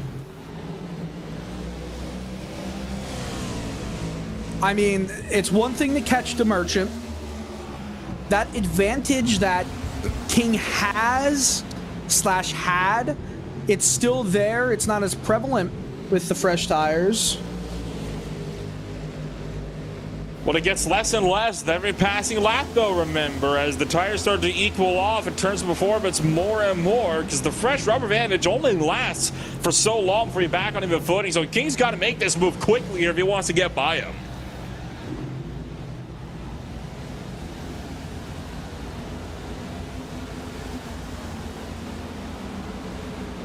Looking for the outside. Will turn back to the bottom. Is he going to get to the back bumper this time? Try to. And there's for a second. Look out! When he goes down to block King, King's not going to take offense nicely to that, or he will take offense. He won't take it too kindly. He goes down in the 3, down the inside of DeMerchant. I think that was all she wrote for DeMerchant, knowing he had that advantage right up front. King almost gets into DeMerchant. He tags the wall. Phillip is right there as well. Into turn numbers 1 and 2. Seth DeMerchant trying to hang on against Kevin King down to the bottom, still able to drive it off of turn number 4, and just not even DeMerchant! He saved him at the same time too. DeMerchant keeps it going. Agnell Phillip in a second. Kevin King in a first. Boy! I gotta say, DeMerchant. I don't know if there's anyone you can necessarily put blame onto right there, because it was a weird looking bit of contact, but I almost think King kind of recorrected him. It seems to be what it looked like. It was one of those weird secondary type of incidents, right? You tag them once on the back and then again on the front where they're going around to help straighten them back out. Seth DeMerchant now will have smoked those tires, so he's just trying to hang on to a podium now against Ross Cato. Forget trying to go up and catch the other two. You would need a Phillip to get to King, and for them both to get to a wreck for that to happen at this point in time. 14 laps to go. New question for you, Nolan. Does I'm listening. Yes, please. Does Agnell Phillip have it for Kevin King? I don't think he does. As much as I am in the Phillip fan club here for that 851 Bro Chevrolet, or I guess actually the Pro Publica Guild as well, Chevrolet is now up there. I don't think he has enough. I mean, Kevin King, whenever he shows up to party, he is in complete control from start to finish. And it is a party. It is a party. It very much is. I think Kevin King's got this one. I think he'll be able to control this one through the checkered flag. Phillip is still there. I don't think DeMerchant can rectify a second difference. Look at that. We got a live standings? We got live standings here? We sure do. This is around the cut line as it stands. This is with Nieto and Feder plays. You can see. And this is with the playoffs taken into account. Yes, yes it is. And you can tell at the moment, just 2 points separate those critical drivers, and Brandon Federplay is trying to hang on to whatever spots he can to try to reel that gap into Sam Nieto. Of course, Nieto involved in a big wreck earlier on tonight, way back in the 15th spot. So as it stands, that gap is looking to switch around at the conclusion of the race tonight, and Bradley Burke looking to be a potential contender as well. Burke would be losing a few spots here. Burke coming into tonight was in front of Sean Casto. He was in front of Nieto and Feder Place. Not been the best night for him. Currently mired back in position number 18. 23 cars on the lead lap right now. Do we stay green the rest of the way? Anyone want to take that bet? I think we can do it. I honestly think we can do it. I mean, the fields have been getting a bit more strung out now in this latest run. I don't think the contact with the two leaders helps things at all. I think we'll go green at the end from here. All right. We'll see if you're right. If you're right, I think Kevin King has got this one on lock, but Agnell Phillip is right there as well. Chris Treppa and Sam Nieto getting together in the back. Treppa apologizes. Nieto says, that's the second week in a row you've gotten into me, or something like that. So, and Yeah, Sam is he's not happy on the is he? radio. Yeah, we're both listening to that as well. He's expressing some frustration, some of which is not safe for re-quoting on a live broadcast here, but he's not happy. And considering, he again had that incident last week as well at the Atlanta Motor Speedway in Virtual Hampton, Georgia, I think it's hard to blame him, right? I mean, Sam Nieto really for much of the season has been getting the short end of the stick constantly, and I think he's just at the end of that rope. I feel like a lot of drivers are at the end of that rope, and of course Sam Nieto is not the happiest with how this race is going for him as well. Beautiful paint scheme, by the way, we have to mention, in that, usually the blue deuce, but just the old school number 2 scheme colors. Nieto's got to fight for every position he can possibly have, because live standings showed he was 2 points up. Is that now 1 point? We don't know. Josh should not have put that up. There we go, because I'm going to ask for it every single second of this race now as we get into the last few weeks of the regular season. 1 point separates Nieto and Fetter Place. As Thomas George says over the radio, there's on the backstretch. He wishes there was. He wishes there was. He wishes maybe the rainstorms that come and rained us out on Sunday came back to play. Well, look at the live standings, and you see Thomas George. I don't believe William Schmidt. Was he not in this race at all? William Schmidt, I do not believe he was not. William Schmidt sat this one out tonight. So, Schmidt, he's got some points got to kill, and again, this is a factor in the fact that Schmidt is not in the race, right? So third missed race. But it's still up and in the points scheme here. So he's got the potential still, so long as he can come back and make a few more starts here before the regular season comes to a close. This is very true. I don't believe Landon Mills, even with his win, can make the playoffs. Because, yes, he is in the top 25 in the standings. But there are, including this one, I believe, 5 races left. Right? This is race number 15 or 14. This is 16. So after this race, there's 4 left in the regular season. The most races he could get before the playoff starts is 13 races. So Landon Mills will not qualify even with his win. Steve Durham just testing fate right now, saying that we might finish a run here. 3 to go in this race. Kevin King also will not be qualifying for the playoffs, given the fact that while I have no doubt that Kevin could probably make it into the top 25 in the next 4 races because he's that good, he does not have the minimum race requirement. 2 laps to go, he crosses the line. He wants to see that white flag. We're 1 lap away from it. He sees that white flag. I think this race is over. DeMerchant is trying to fight back to get that spot from Agnell Phillip. Trying to, but having a hard time and trying to fight his way up to the back bumper there as he'll continue to work his way up to the back end of Agnell Phillip's 94 Chevrolet. And whoa, goes for the lunge that time by the 3 and 4. I mean, he's getting there. If he keep that pace up, he can potentially get him here on the white flag lap. This race is official. 1 lap to go. Kevin King has dominated this race. Yes, he and Seth DeMerchant came together slightly, and DeMerchant put on a hell of a battle. But Kevin King has a half mile to go before he goes 2 for 3 this year in RealSimRacing Full Throttle Cup Series competition. He diamonds it off a 3 into the exit of 4, down the front stretch, checkered flag in the air. He wins this race at New Hampshire. Kevin King, 2 wins this year in RSR competition in the 29 machine. Agnell Phillip in second, Seth DeMerchant rounds out the podium, while Ross Cato, big for him, finishes 4th, and Cody Harris in 5th. What a race. It was not a walk in the park for Kevin King.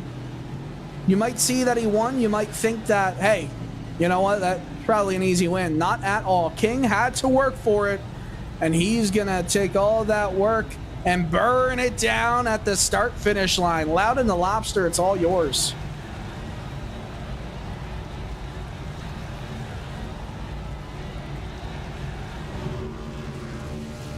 You know, when I try to burn out at Talladega, I hit the wall. Wow. Was it the inside wall or the outside wall? It was the outside. Okay, fair. Slightly more understandable. If you hit the inside wall, that would have been a bit more Look at concerned. this! Oh, he hits the... Yeah, I was going to say, he was going for, it was more for the John Force style burnout on that deal. I thought he was going to just be able to curl it into pit lane while still doing a burnout, which would have been so impressive. But nonetheless, he tries to put it into the Xfinity Series garage for some reason here. Cannot do it. Look at the results here. 156 laps. Kevin King not only wins the race by just a tick over 1 second, he also had the fastest lap on lap 133, a 37.80.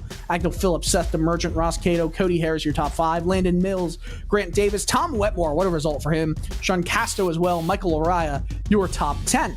We continue going further back on the results with Brandon Fetterplace, Manazzi Major, Andrew Farinas, who recollected himself after a few incidents early to finish respectively in 13th. Michael Johnson, that's not going to be the result he wanted after how fast he was all day in 14th. Chris Treppa, Sam Nieto needs to get these points, these good points finishes at that cut line. He's trying to get a gap on Fetterplace and behind. Brett Pancari, Bradley Berg, Thomas George, Andrew Phipps, your top 20.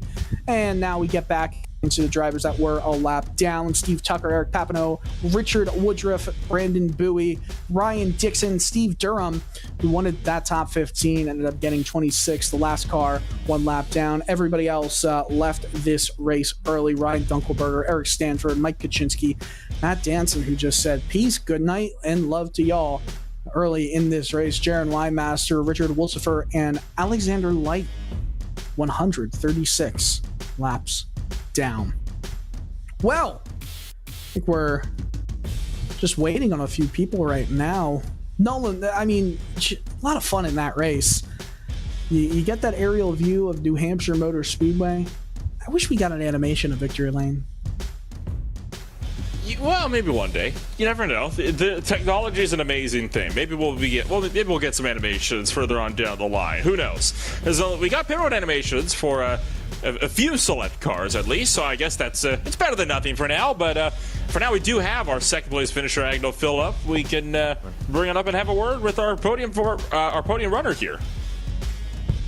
Yeah, let's talk to Agnew Phillip. Who Agnew? It almost looked like you were that third fastest driver most of the race. You kind of capitalized on Seth Demerchant and Kevin King coming together. Did you feel like you had anything for Kevin at the end there? Frankly, no. Most weeks I would find what you just said very insulting. I know. I understand. I was just kidding. This week was definitely not. I didn't really have the pace this week.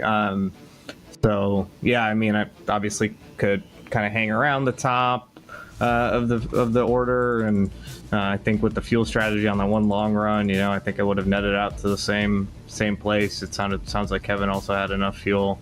I was hoping maybe he didn't on that one, but it doesn't matter anyway. But yeah, no. I think I just didn't have the confidence on the short run to really battle, and I think that was ultimately the difference here, because when Kevin had his issue and fell back a couple spots.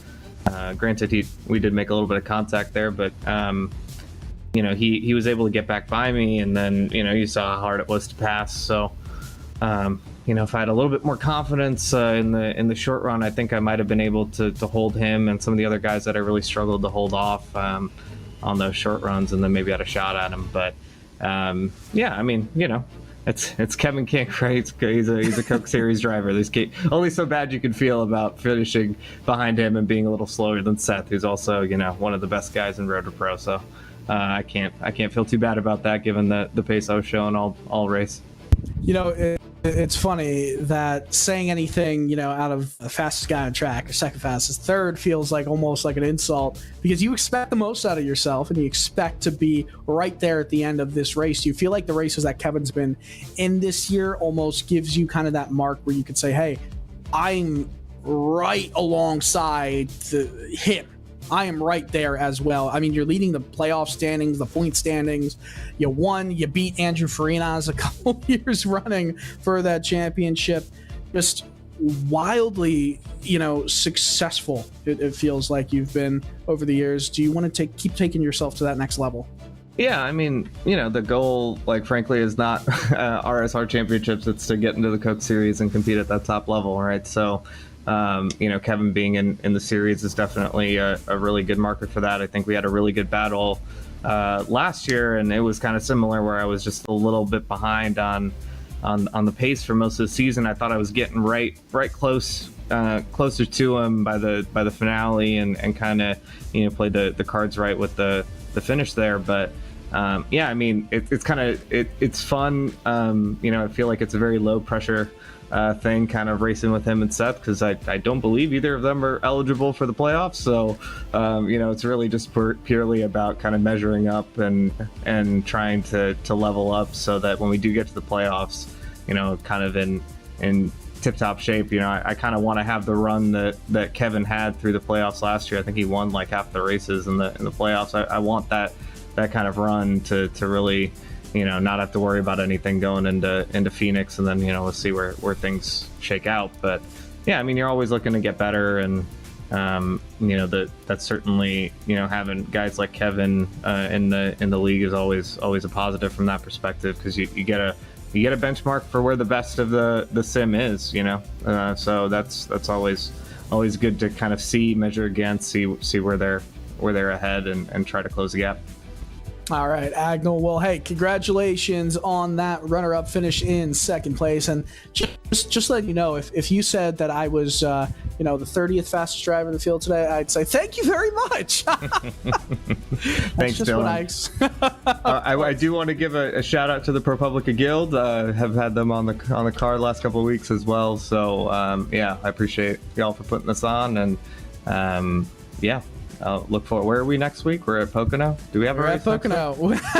I think we do. Yeah, right. I'm not going to be there. I'll be in Philadelphia at that time. But well, can't say I'm really looking forward to that race either. But this middle part of the schedule is not my favorite. But we'll go there, and we'll see what we can do.